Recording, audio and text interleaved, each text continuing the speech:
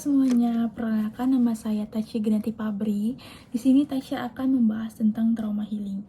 Apa sih trauma healing itu? Pengertian trauma healing itu sendiri adalah kejadian traumatik yang didefinisikan dalam keadaan jiwa atau tingkah laku yang tidak normal sebagai akibat dari tekanan jiwa atau cedera kejasmanian manusia. Trauma healing itu sendiri terbagi menjadi dua kelompok. Yang pertama, trauma healing yang berfokus pada kejadian, yaitu proses penyembuhan akan memusatkan ingatan korban kepada peristiwa traumatis tersebut. Dan yang kedua, trauma healing yang tidak berfokus pada kegiatan.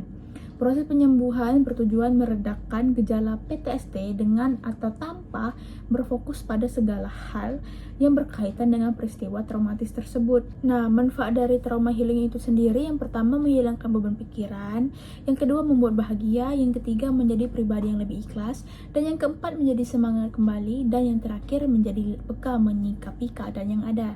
Nah, pertolongan trauma healing itu sendiri ada 3, yaitu trauma ringan.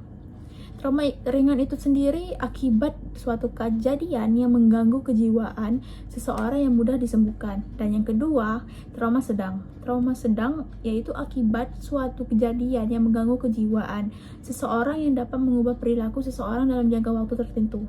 Dan yang ketiga atau yang terakhir, trauma berat. Trauma berat itu sendiri yaitu akibat suatu kejadian yang mengganggu kejiwaan seseorang yang terjadi berkepanjangan. Nah, pelaksanaan trauma healing itu sendiri, yang pertama lakukan pemisahan berdasarkan usia. Nah, usia di sini ada 4 kategori. Yang pertama, anak-anak usia 0 sampai 12 tahun, yang kedua, remaja usia 13 sampai 18 tahun, dan yang ketiga, usia 19 sampai 60 tahun, dan yang keempat, lansia usia 60 tahun ke atas. Yang kedua, menentukan prioritas usia mana yang akan ditangani.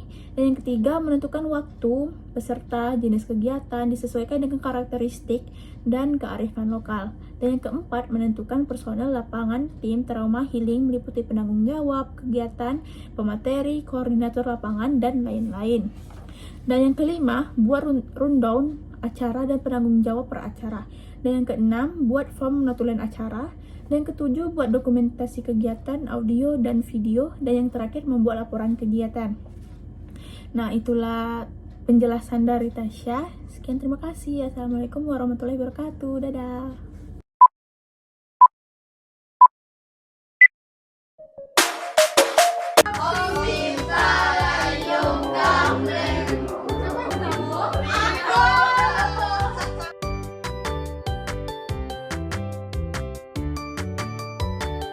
Bagi